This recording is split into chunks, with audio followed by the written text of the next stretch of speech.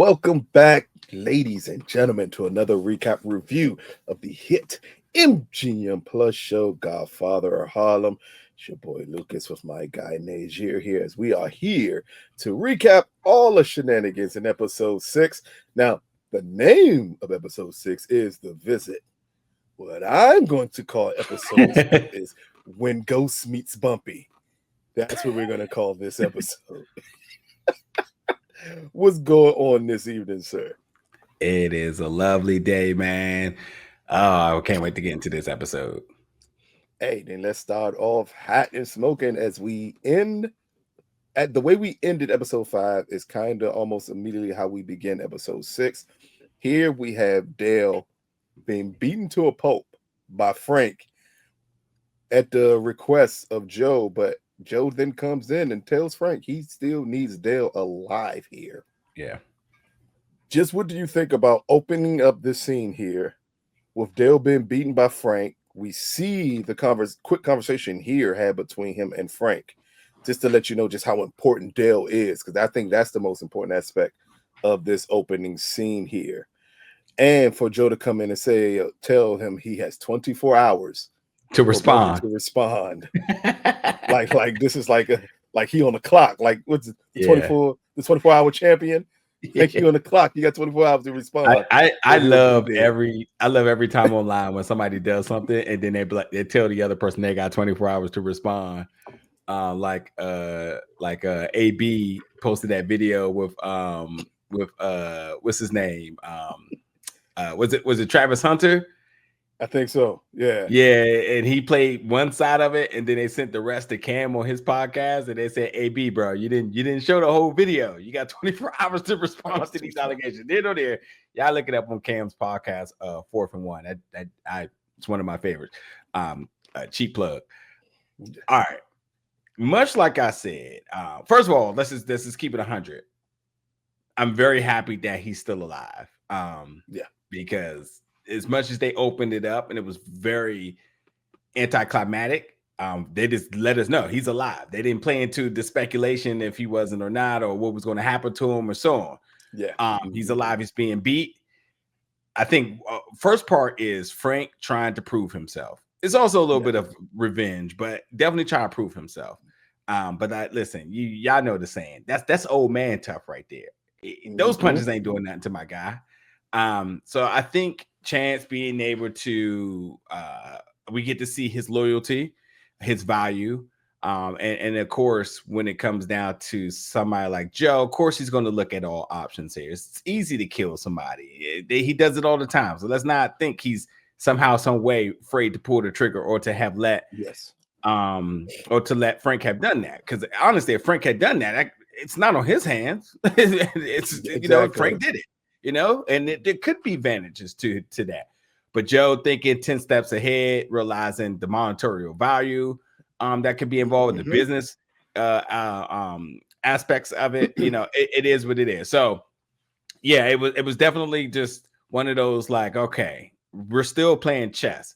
Frank is playing checkers right now, but the big dogs, they're playing chess, and they're looking at, Joe's looking at what he can get for this. So it was a cool opening. Just I wish they had probably built up the emotions a little bit more to see like if he was alive or if he wasn't or anything. But they right out the gates. They said, no, he's here. He's okay. I would say all the emotion was built up in the following scene as Frank then goes to tell Bumpy. Yeah, right away. You got 24 hours to respond to Joe with his demands. Yeah. And Frank walks in, as I think the perfect analogy you said, Frank is playing checkers here. He walked into this situation thinking because Joe sent him, he would be safe. Instead, Bumpy gives a very clear direction. Shoot him in his head. And he gives it to Nate a couple of times, and we can see the agitation on Bumpy's face as he's giving the orders, and then Bumpy has a heart attack. Now, we knew the heart attack was coming. This is something that we've been kind of waiting to see exactly when this would take place. Just what do you think about Bumpy, like, foregoing anything about Dale and just like, no, shoot him in his head? And Nate not doing or not following Bumpy's instructions. So we've been watching Bumpy now for about 4 seasons, 6 episodes, so 4.5 seasons. Yeah. And the only time we've seen him respond in this capacity is very early in the series with the situation with Elise. Yes. Shows you how much he means to him. And this is a reaction. This is not calculated Bumpy. This is not the Bumpy that's responded to Joe and his chess playing moves. This is Bumpy putting all things aside, even his health, as we see, to say, stop playing with my boy. Put a bullet in this dude's head. I got to be honest. You kind of want that reaction if somebody got you, right? You kind of want your boy to go out for you like that. Better. You know what I mean? It is very interesting that what's his name decided to be rational. Nate decided to be rational here. It is not typically how we see him, but we know this is a struggle for him not having his guy. And you know what's funny? For the last episode where he typically doesn't make the good decisions, as Chance would definitely let him know, this is him actually making the right one. He says, but they got him. If we shoot him, what happens to him? And I think that has a good point in terms of understanding that if you kill him, you know, because we don't know what their relationship or their agreement is. If he doesn't come back, you know, just like in the acts of war, you send your messenger. If the messenger doesn't come back, that's automatically a declaration of war. So could it have been one of those circumstances where, you know, he didn't come back, act of aggression, which means they're getting ready to move. We should be ready too. So I think not having the wherewithal to really assess this in a smart way. And by chance that Bumpy had a heart attack, because if he didn't, he was definitely going to walk up on him with the knife. You know how he is with his blade. But it was smart. It was definitely smart and very coincidental because honestly, it's television. So we knew it had to happen this way for the sake of television. But like, let's just be honest, this is realistic. This could have went wrong 1,000 other ways. This is literally the best outcome. Tony Stark with the Infinity Gauntlet. This was the 1 in 1 million outcome of this whole situation here. But I tell you, the other thing we should just mention too is, well, my man Frank was scared out of his mind. He was deep in the water here. I was about to bring that up. This is the first time. It's not the last time in this episode. He completely miscalculates the situation here. He just assumed because he was going for Joe that he would be protected. But then that tells you just how green he is, that you thought Bumpy would care after you did what you did. And the moment Bumpy says, shoot him in his head, you see the fear come over Frank's complete face. Like, oh no, you're really going to kill me. And Bumpy's like, no, shoot him. Like, there's no need for discussion here. Shoot him in the head. And again, I think that's needed because, as you said before, we see the game that Joe was playing versus what we see what Frank is doing. And Frank is just putting themselves in harm's way for no reason.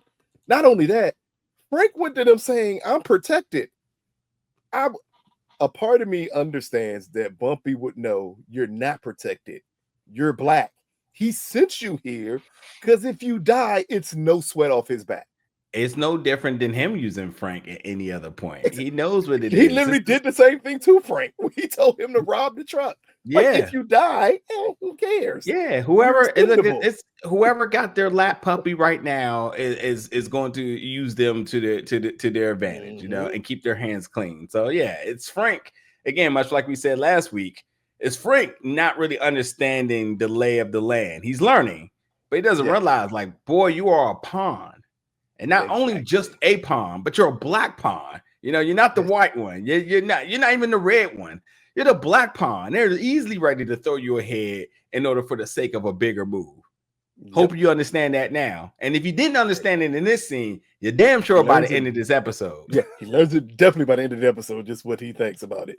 But next up, we get Bumpy waking up in a hospital. Here he is just hysteric as he's asking about Dale. Where is he at? And this is this main right out of his dream. Date him again after again. That's why this is called Bumpy Meets Ghosts, because it's nothing but Bumpy and Ghosts in this whole episode. It's not much to talk about in that scene, but let's go to the following one, and that is the Panthers are coming up with their plan to bomb the police car.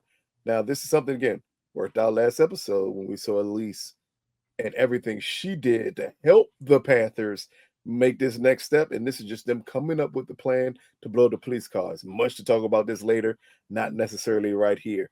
The next scene, we get Joe and Frank as they come to tell Dale exactly what happened to Bumpy. This is a good scene, an emotional scene, because at this point, Dale doesn't fully understand exactly what's going on with Bumpy. And this is a quick move by Dale. The moment they tell him that Bumpy had a heart attack, Dale pivoted extremely quickly to bring up, if that's the case, I'm next in line, so you need me. What do you think about, again, Dale just being able to make that pivot that fast and understanding, like, this is just a delay tactic so they don't kill me? I don't even want to be long-winded here. Dale easily becomes my favorite character right there. Easily. Maybe my favorite character of anything we've watched this year. I still like Stella, don't get me wrong, but Dale I'm about to say quickly becomes my favorite character because he's so damn loyal. His resilience in a situation. I mean, he is truly the person you want on the ground, leading the charge. He's 10 toes down no matter what. Him to be so swift in the change of plans to preserve his life, but also preserve their business, everything in the friendship. You gotta love a character like Dale, a soldier like Dale, because let's be honest, with emotions aside, he easily could have crumbled because he doesn't know what's happening to Bumpy. Exactly. He never, first of all, the first thing he would have never thought is something medically has happened to Bumpy.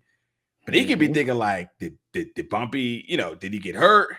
Did he, did he get captured? Did he give me up? Am I just up for grabs? Any of these things besides him actually having a legitimate medical scare. And the fact that he decided to not be emotional and think about those things instead of saying, okay, what's the situation now? How do I get myself out of this? And obviously, this is a person that's willing to sacrifice himself in order to preserve the business. That's why he says, nah, you're going to need me. Don't, whatever it is, you're going to need me. And let's just be clear. However y'all want to interpret this is loyalty. This was not him selling himself to try to get himself out and to save face for Bumpy. This was loyalty to the T. This is how again, ex-military, this torturing, this ain't doing nothing for him.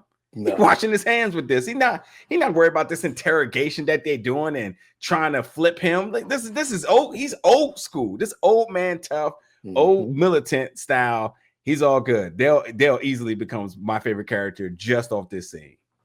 Then next up, speaking about characters not reading the room properly and having the balls to do stupid things, we have the return of Olympia, who we've not seen since season 2. Yeah, when Stella set her up. But here she returns basically to tell Stella, I'm here to take back everything you took from me.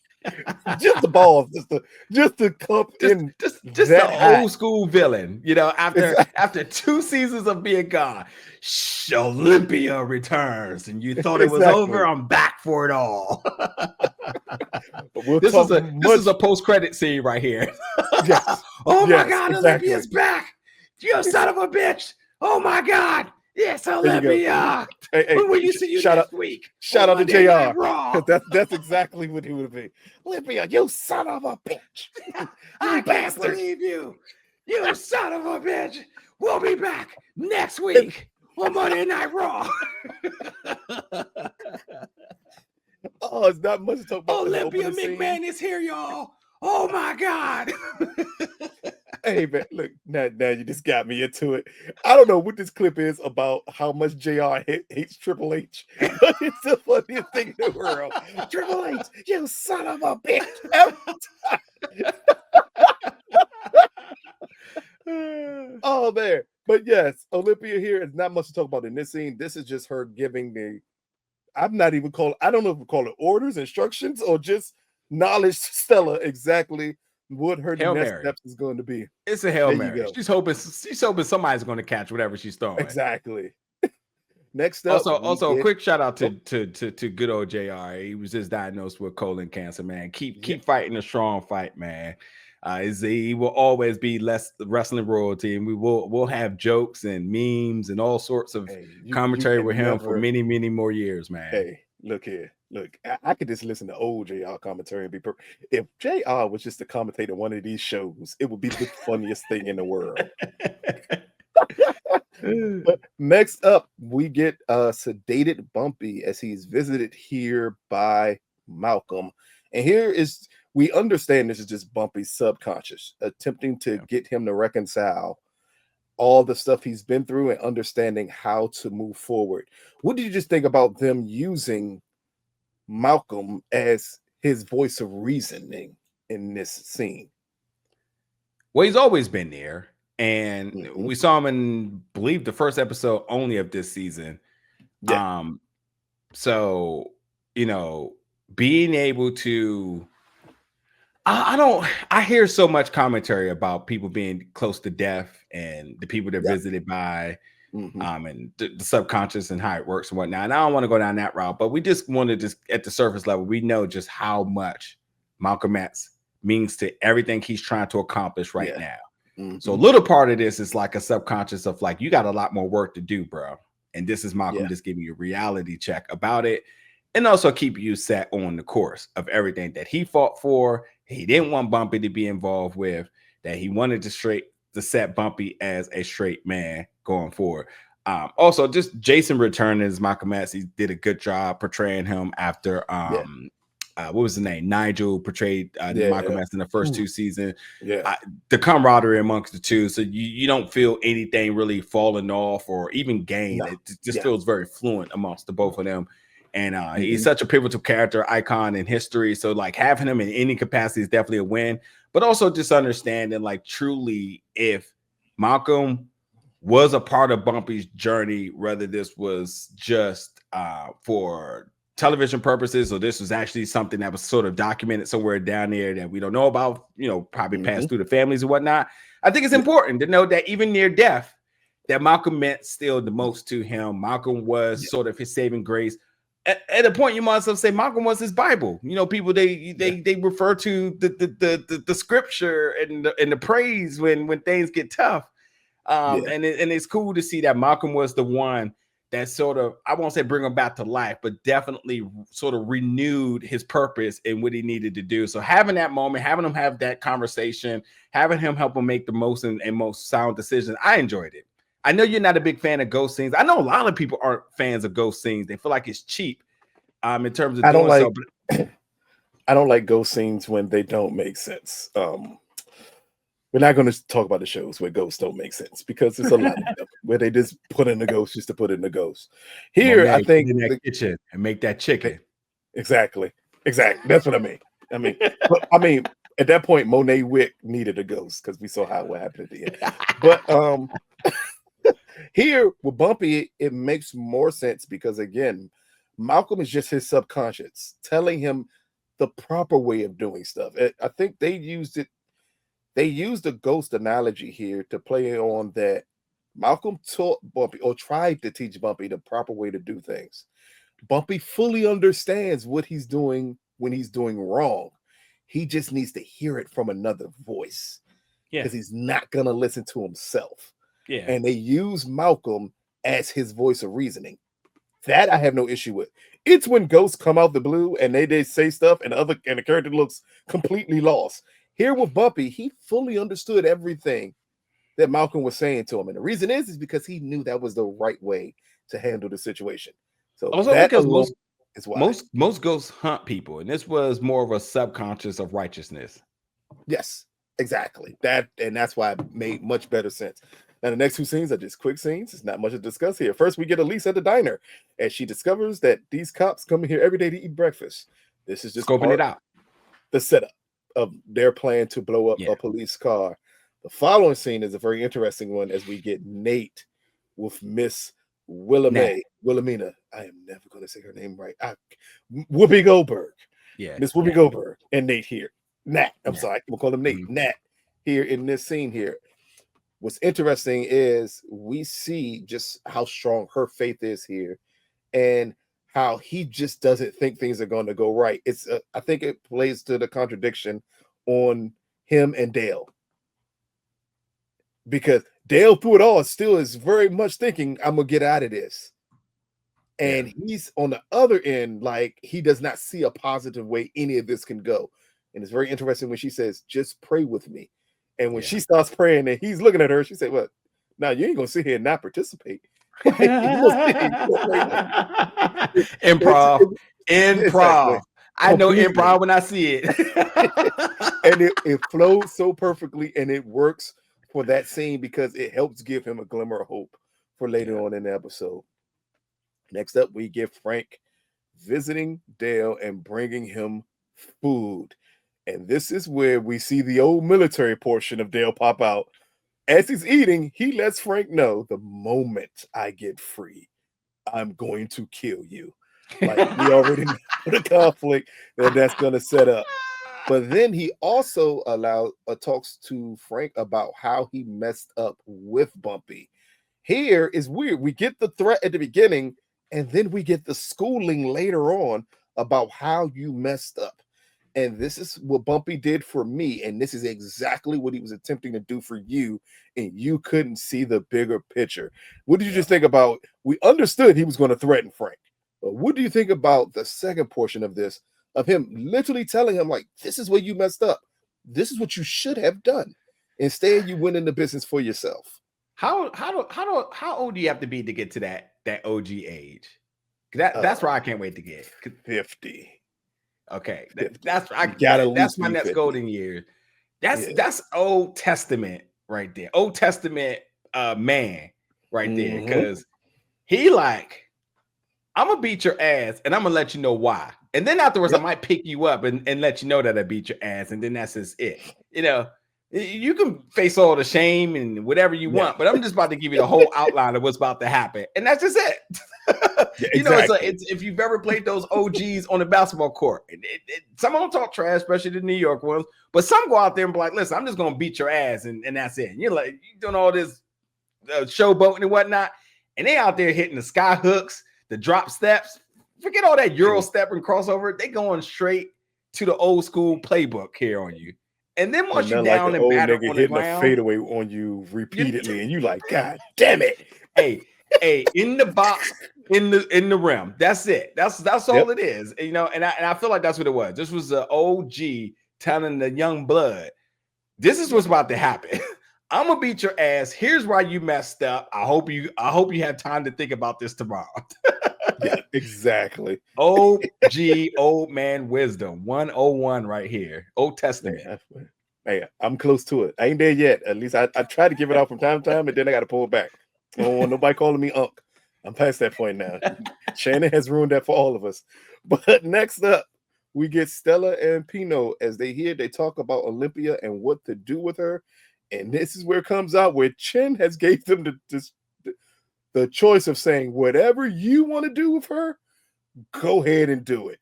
It's just letting them know exactly who's in control at this point. Next up, we get, after the police station is scoped out, we get the police coming out, and one of the Black Panthers, I tried to get his name, and I still couldn't get his name. Looked it up multiple times, couldn't get his name. Sadiq? It's not Sadiq.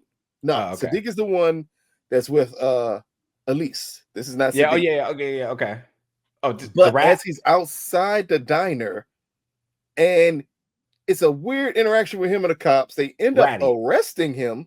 Yeah, Rat Boy. It's Splinter. Yeah, just call him Splinter.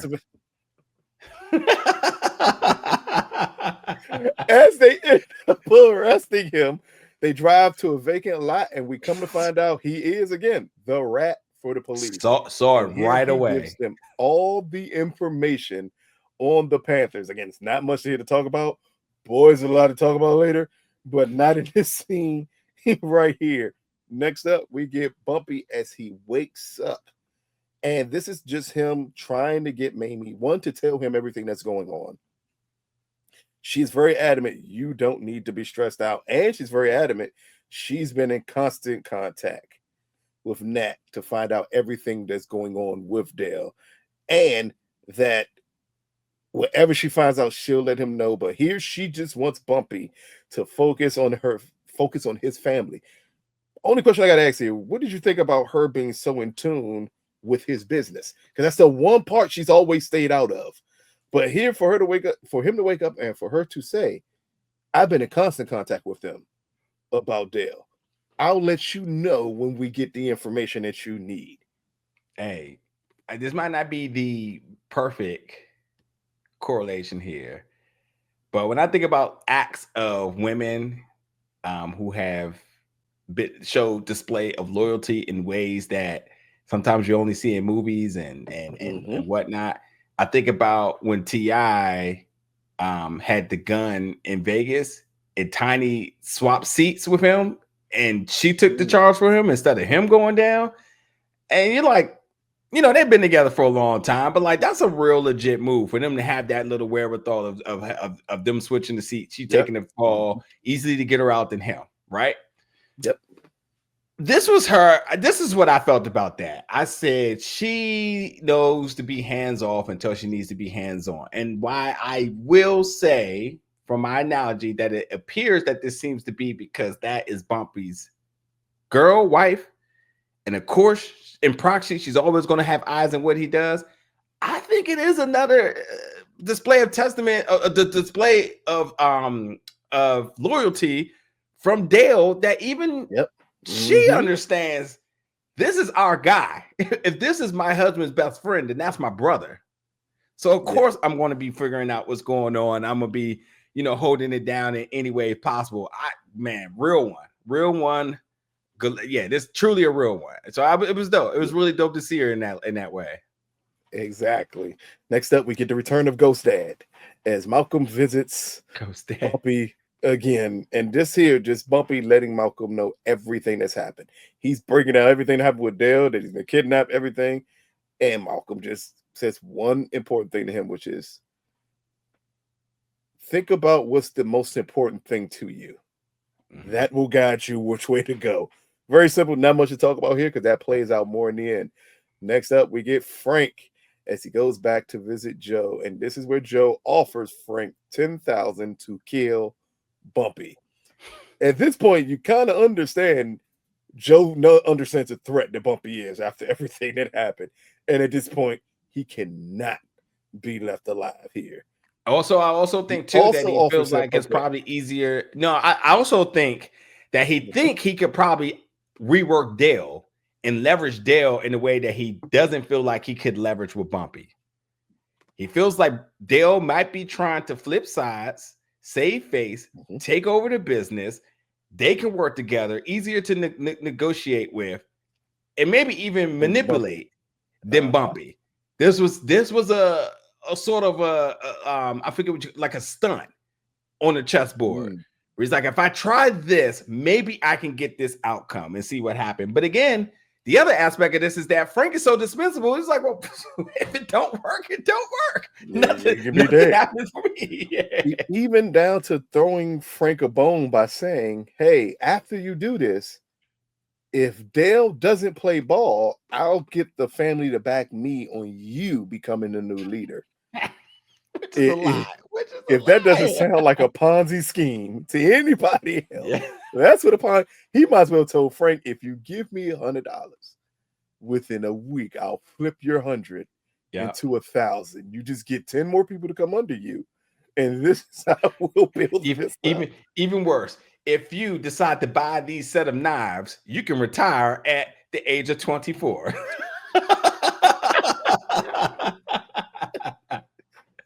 Oh man! And again, speaking of people who want to retire and be wealthy, Olympia at this point goes to visit Tommy, and here she attempts to use information against Stella to flip Tommy to help her kill Stella. Matter of fact, I just want to jump into the next Stella scene because I don't want to. Tommy horny. He ain't think about nothing she gotta say. Yeah. Not even a little bit here. But we're gonna jump right to the next scene with these individuals. As in the next scene, we get Tommy, Stella, and Pino as they meet up, and come to find out, Stella told him exactly what Olympia was going to say. But here, Tommy tells them, we need to eliminate her. And Pino's in agreement, Everybody's in agreement but Stella, who says, no, I have a much better way to handle this situation, where she won't ever become a problem for any of us again. Just what do you think about the move Stella made here?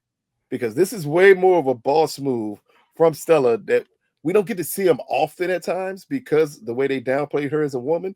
But here, she set this up from the beginning, understanding exactly what Olympia would try to do, and then put all her plan in motion down to say, I've come up with a better solution than just killing her. Yeah, that's it. And Tommy also ain't trying to mess up home. So, he said, whatever's going to get this done the quickest, easiest, without it tracing back to me. Yeah, Stella's a boss, and then she did a boss move. I like it. I definitely like it. Now, let's go back a couple scenes. We get the Panthers' house as they're being raided by the police after they got the information. But as they get there, every bit of evidence is gone. Yeah. Nothing is there from their snitch. All we get here seen is a punch in the end to a woman as the cops are angry because they got absolutely nothing confiscating the cameras. That's all. Yeah. That's it. Yeah. After they decided to take pictures of the pigs, as they called them, as they broke into the place. Following that, we get Frank as he goes to the hospital to kill Bumpy. I'm pretty sure everyone knew how this was going to end because it's very much telegraphed exactly. Almost. I knew Bumpy was going to be on his P's and Q's, or at least somebody was going to be behind the door. Yeah. But put my man on his knees and making him pray to his mama, man. Bumpy as he breaks in there, Bumpy, as he thinks Bumpy is asleep, as he approaches Bumpy with a knife, and magically this gun comes from up under Bumpy's sheets. And he tells you, I just gotta be honest. I just gotta be honest. Forrest Whitaker is a fantastic actor. This wasn't that scene. This was not that scene. The fake sleep scene of the worst fake sleep scene of all time. Not one part of me looked convinced like he was asleep there.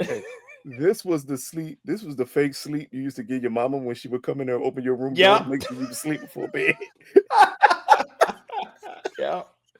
Sure was. Oh, but interesting here, as Bumpy has Frank on his knees, here again, he is visited by Ghost Dad, who tells him this is not the route to go down. And this leads to Bumpy allowing Frank to live. But before he goes, he even tells Frank, like, I think in the end, this is going to end with me and you killing Joe. Like, this is a very different type of interaction between Frank and Bumpy, especially from the last scene we had with the both of them, where Bumpy wanted him shot in his head through everything else. What did you think about here with Bumpy allowing Frank to live, but also seeing that maybe it's more good in him than he thought before? Pivotal moment here, and again, if this is anywhere documented in history, this what I would say is that moment where we start to see Frank and Bumpy align, and it's by the sake and grace of Ghost Dad Malcolm X decided to spare his life, and in true fashion. I don't think there's nothing. If Malcolm was there, I think Malcolm would have verbally said this physically, like, we gotta stop being against one another. It completely aligns with his philosophy on blacks at the time and just humanity and society. So it was dope. It was definitely an eye-opening scene that you almost want to make you go on research. Is this accurate? And if it wasn't accurate, then I think it's just great writing to kind of bring the stories together. It also leads to Bumpy telling Frank in the end, go get Joe, tell Joe to come back here so we can make a deal. One thing that Bumpy that's not what I was expecting. Not want to do at all, but also he's only making the deal because he wants Dale alive. Yeah, which is more than enough reason to I guess to make the deal. The following scene we already talked about, that was between Tommy, Stella, and Pino. Next up, we get the Panthers as they meet up about the police and about who could possibly have known or how could have known about the bomb. Here is brought up, we may have a snitch in our midst here. And this is just them laughing and joking about it up until Elise says, I know how to smoke out a snitch. And they asked her how, and she said, I just have to think like my father. Not much I to ain't get talk it. about. I ain't get Really it. I really interesting. didn't get it when she I said it. I was like, fully where did she got it get when that? she listen. The moment she said I have to think like my father, I knew exactly what she meant, and I said, I know, ain't no way in hell they I bringing back that character. It threw me off completely. I didn't even oh I didn't even Oh, put it together there. Oh the yeah, moment she said yeah, think like my yeah. father, it's only that means one Yeah. thing. Because Bumpy Yeah. smoked somebody else out that way. That's And I said, right. oh, that can't be Damn. it. But The writers, next up, they couldn't wait to bring that back. They hey, knew the hey, react. hey, Listen, that was on Epics when that happened the first time. They couldn't wait to put that on MGM Plus. They can't wait for the social media to get their hands on that one. hey, at all, Joe. Next up, we get Olympia as she believes she's going to see Stella's dead body as they floated a rumor that Stella was dead and that she could get everything that she wanted. As she's driving with her new driver, Anthony, and making all of these plans of how she's going to make his life so much better, it's a big crash. It's Pino who set her up, hits her, kills Anthony, goes to her car, lets her know this is from Stella, and proceeds to beat her legs with a tire iron just to send the message that Stella wanted sent, and which is Olympia, you need to Go stay back to out Jersey. of Harlem. What did you think about? We understood that Stella had a plan. Did you Yes. think this was Stella's plan? Not at all, but Stella fucking Gigante is here. She stamped that last name with this. But I will tell you, I thought it was funny because I thought Olympia was trying to flirt with that young boy. So I definitely thought that was going a different She way. But definitely yeah, was. it's Definitely this was. is her being like her dad. And Yeah. she understood that she has to be that. I think rather maybe I'm thinking ahead, but I definitely think at some point she has to think that she has to become her dad, and she's going to garner the respect and she's going to lead the charge. Yes. Next up, we get the meeting that we've been waiting on between Joe and Bumpy. Here now, Bumpy's in full suited up and booted up in the hospital, but he meets with him to let him in on the business deal here, just to get Dale back. The biggest thing here is Bumpy tells Joe, "Your business won't with Frank will not last much longer," and this is like foreshadowing exactly what Bumpy's actual plans are. One, what did you think about just them two having this meeting, setting the parameters in place to have an agreement? But you could look at both of their faces to tell neither one of them believed this agreement. Yeah, that's what I was going to say. This looked like a casual sort of like, there's two women going out there having brunch together, catching up over 20 Exactly. years, don't really like each other. You're just like, oh, okay, how fake is this going to get? Yeah, clearly nobody was believing anybody here, but Nobody. This is Real Housewives of Harlem right here. yeah, listen. The only thing they needed was the green, the grass backdrop with the neon light back there. Hey, the grass wall would have set the scene off perfectly. You already Yep, know. yeah, I know what it With is. the All neon them, sign that say vibes. That's it. yeah. You know, all the shade in the world Y'all is know coming how many from that times y'all sky. been to brunch with somebody I ain't like, but y'all went because for the sake of brunch vibes and mimosas. Exactly. Pictures and all taken, just for evidence that she was there. And to talk about, I hate that bitch. I can't stand her. It's Yes. crazy though, because back in the day, people used to crop people out. Now y'all just so fake. Y'all just post everybody and just act like it's all good. Hey, and everybody in the comments, oh, I had so much fun. I love you. Da da da da da. Mm-hmm. Whole time you plotting her downfall, as Joe and Bumpy were doing to each other in this scene.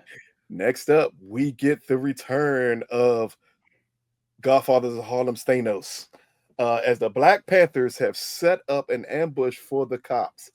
Here, as Elise said, this is part of her acting like her dad. And that is after they set the traps for the cops, they let them know we're not here to kill any of you. We just need to know who snitched to you. As the cops decide to say, we're not giving up that information, we get the return of one of the most infamous characters of Godfather of Harlem, as Elise tells the cops, I'm going to handle this the way my father used to handle this. So, gentlemen, I know you know, this is Big Dick Buster. And she brings out Buster, and he proceeds to unzip his pants And the cops tell her everything. I'll first ask this. Did you in any way think they would bring him back here and that would be the way? Under no circumstance did I think ever they would take an opportunity to reinstate this character for its purposes. Because the reason why I say it is because, like, the reaction it could get could definitely be detrimental to a show. Because it's, you know, Right? yeah, it's a tough image to really phantom for some people, but nonetheless, I mean, it just shows you the acts of how far that she was willing to go in order to smoke out to help them get this information. Yeah, it was cool callback, a good tie to correlation to her being her father's daughter. But I not under no circumstance was this on my bingo card. It is wild, absolutely wild, to have someone in the tuck. Pause. But your only purpose is to come and fuck people into giving the information that I need to get. That is insane. Have somebody. Oh, one, wow. Two, you would have to know. Like, you're literally calling this guy this name. So that means you would have to know how big it is and say, oh, this is a perfect weapon. Like, whenever I need you, Buster, I'm going to bring you out and I'm going to give this information. And then for Elise, of all people, to fully grasp and understand exactly what this would do to the cops. Because that means Bumpy's done this enough to people where everybody knows who that man is. So when you see him coming, you knew, because the moment she said it, and she said to the cops, she said, you know him, Buster. And the fear that came over their face, because they knew exactly what his job was when he gets there. Yeah, I'm just more amazed that the Panthers around her didn't have a reaction like, wait, what? I mean, and because they have to show us a side of muscle, because we're not going to act like they didn't just talk about bombing a car and everybody was like really down for it, really understanding the ramifications of it, but nobody was going to show weakness. So it's the same thing, saying like, all right, who's going to blink first? Nobody's like, not me, not me. It's weakness. I'm gonna need you not to bring out someone, because I'm like, wait, what? Like, I don't think. Oh God, no, that's crazy. But it leads to Buster accomplishes the goal that Elise needed accomplishing.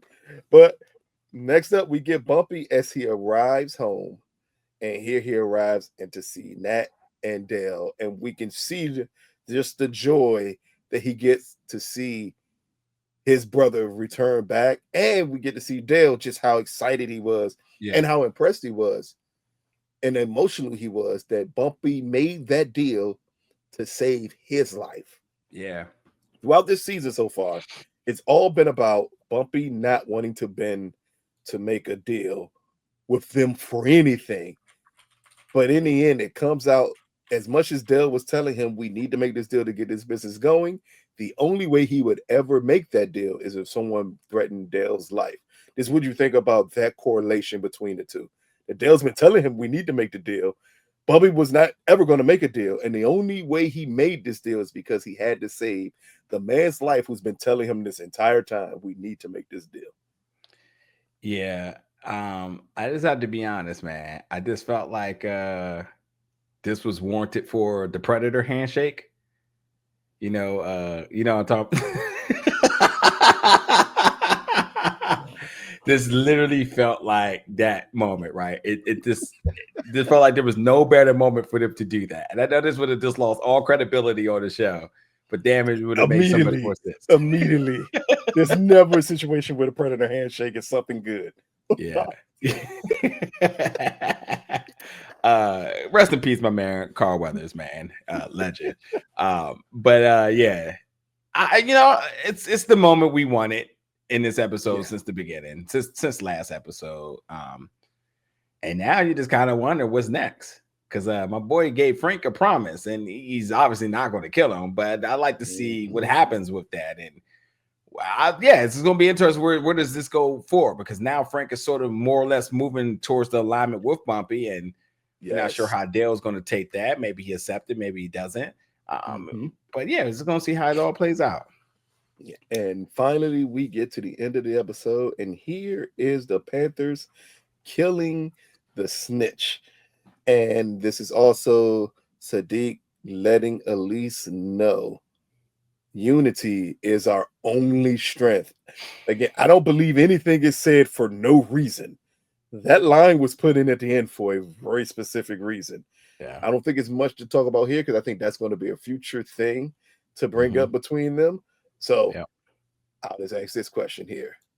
With everything that we've seen so far with Elise with the Panthers here, do you think this had more to do with him aligning her through the Panthers and making it known that your alliance can't be with your father?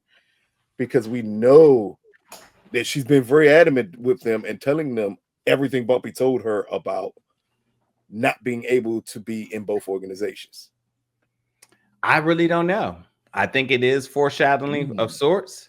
Just gonna have to see how it plays out. But I definitely thought it was a good, like, all right, end of the episode. Let's see how this plays out for future weeks. I didn't really put too much into it. Just know, yes, much like you said for a reason, will have implications some way, somehow. There you go. What are your final thoughts on episode 6, The Visit? Yeah, they missed the Predator handshake.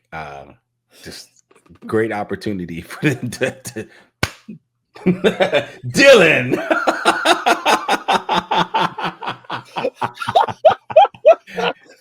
Oh man, that's the silliest handshake in movie history, Joe. Yeah, it is. You son of a bitch. No, it was a good episode, man. It sets up so much for the remaining episode, which is 10, I believe, right? So yeah, we got 4 more to go, and this was a good transition in terms of seeing Stella's strength. You know, closing the loops with some characters such as Olympia, Bumpy, and his health. Obviously, something that we know is like is a pivotal moment of the character's arc in itself. Frank possibly seeing the light finally, and then Dale and Nat. You know, now that they got caught slipping once, how do they respond? How would they respond? So, and Dylan, you son of a bitch. Exactly. And ladies and gentlemen, let us know what you think about episode 6 of Godfather of Harlem. What do you think about Bumpy and his health moving forward? What are you expecting to see from Frank now that him and Bumpy seem to be possibly on the same page? Will this make or lead to Frank turning a new leaf? What do you think about Stella and the moves that she made in this episode? Did we finally get to see the birth of a possible monster that Stella will become? And finally, what do you think about the return of Big Dick Buster? And will we get to see Big Dick Buster do something to somebody else again for Bumpy down the line? Like, subscribe, comment. You can check us out after the episode premieres. Just come here, get in the comment section. We're going to try to get down there, have that discussion with you all as we do every week. This has been another recap review of the hit MGM Plus show, Godfather of Harlem. Peace, people.